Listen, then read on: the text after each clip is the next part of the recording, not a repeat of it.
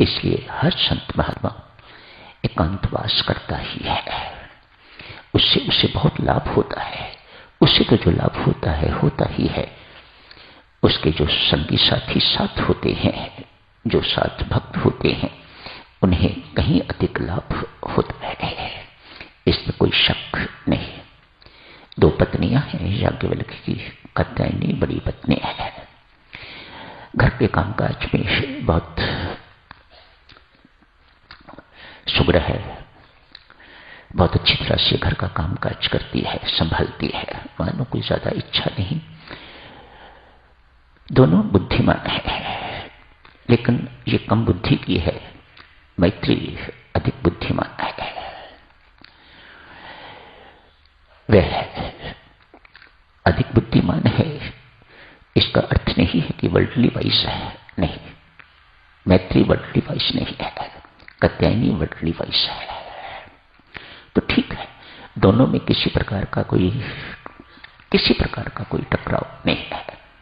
कोई जैसी साउथ में भाव होते हैं, ऐसा कुछ ईर्ष्या इत्यादि कुछ नहीं है। दोनों प्रेम पूर्वक रहती हैं संत की छत्र छाया में। ये कोई छोटी बात नहीं।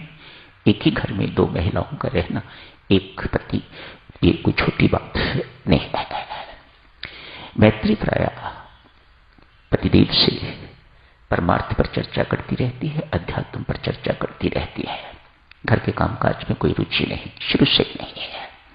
छोटी है, समझो प्यारी भी होगी, लेकिन कोई रुचि घर के कामकाज में नहीं है। भोगी जीवन भाता नहीं है, अच्छा नहीं लगता। भोगी जीवन से पहले ही मैत्री उपराम है।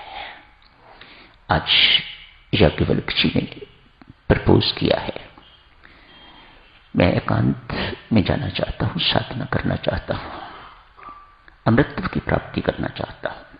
विशेष शब्द याज्ञवल्क्य जी का कोई फेवरेट है, मैं अमृतत्व को प्राप्त करना चाहता हूं। आपको कोई आपत्ति तो नहीं? किसने जवाब नहीं दिया? कौन? There is no contradiction at all. तो याज्ञवल्क्य जी ने कहा, जितनी मेरी पूंजी है मैं आप दोनों में बांट देना चाहता हूं, एक जैसी। कात्यायनी बहुत खुश है, मानो सब कुछ मिल गया उसे अभी परमार्थ का कोई बोध नहीं है, ज्ञान ध्यान किसी चीज का कोई बोध नहीं है। मैत्री को भी हिस्सा दिया गया है, लेकिन चुप है। क्यों चुप है? मन ही मन सोच रही है।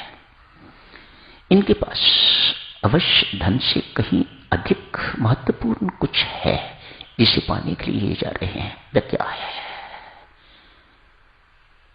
अभी अपने ही मन में प्रश्न है। अभी याज्ञवल्क्य जी से नहीं पूछा, महर्षि से कोई बात नहीं की, अपने ही मन में चर्चा है, अपना ही विचार चल रहे हैं। खूब इसका दिमाग चलता था इस चीज में, अपना ही दिमाग चल रहा है। ये सारी की सारी संपत्ति यहां छोड़ के जा रहा है। क्या प्राप्त करना चाहता है? लोग धन संपत्ति के लिए अपनी सारी की सारी आयु घोंप देते हैं, सारी की सारी जिंदगी घोंप देते हैं, लेकिन ये सब कुछ इसे प्राप्त है, ये सब कुछ छोड़ के जा रहा है। क्या प्राप्त करना चाहता है ये?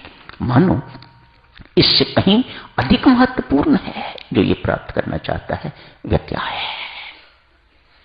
मैत्री के मन में ये प्रश्न उठा है, वह क्या है?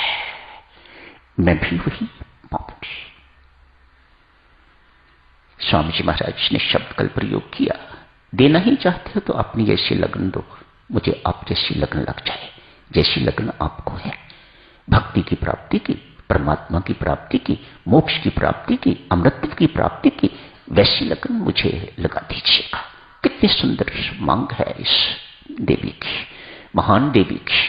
देखो, 2 प्रसंग मैत्री पर स्वामी जी महाराज ने क्यों चुना है?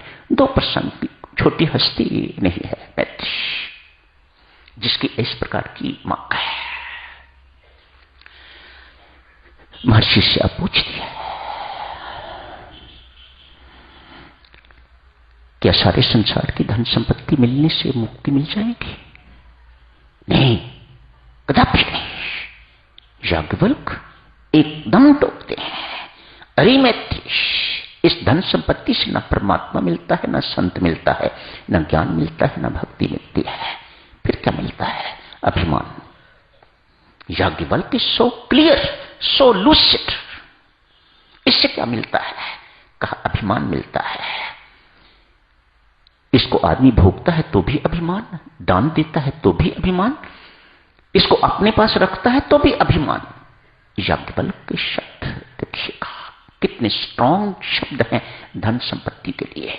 ये अभिमान के अतिरिक्त और कुछ नहीं देता। हां, सुख सुविधाएं मिलती हैं, एक धनवान जैसा जीवन जीने को मिल जाता है, इससे अधिक और कुछ नहीं। सुखी सुविधापूर्वक जीवन, सुखी जिसे हम सुखी समझते हैं, इससे अधिक नहीं। सुविधाएं मिल जाती है, धन सुविधा देता है। जो सामान्य व्यक्ति को, गरीब आदमी को नहीं मिलती, वह धनवान को मिल जाती है। बस इससे अधिक और कुछ नहीं है। पतनकारी चीज देके जाता है। मानो ये अर्थ अनर्थकारी है।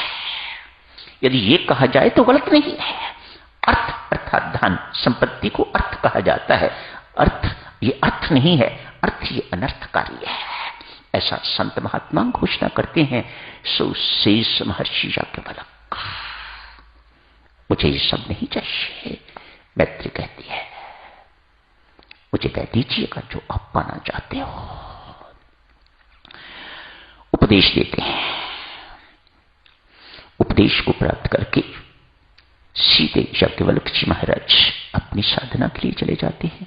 मैत्री उसी वक्त घर छोड़ के थोड़ा मोटा सामान लेके तो महर्षि पराशर के आश्रम में चले जाती है, जो प्रसंग आज आपने पढ़ा है।